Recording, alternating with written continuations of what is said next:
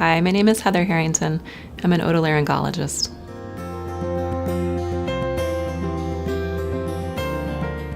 So after coming back from fellowship, I was able to offer complex pediatric airway reconstruction here, as well as cochlear implantation for children who have complex ear anatomy. The University of Vermont is the only place in Vermont that offers those surgeries. We also offer surgeries of the eustachian tube for people who have chronic ear problems. And so those are all unique to us.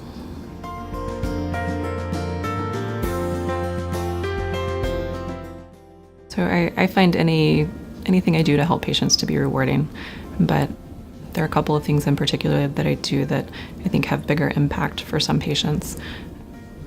In small babies who aren't able to have breathing tubes removed, sometimes I can do surgery to help them have those breathing tubes out and avoid a breathing tube in the neck.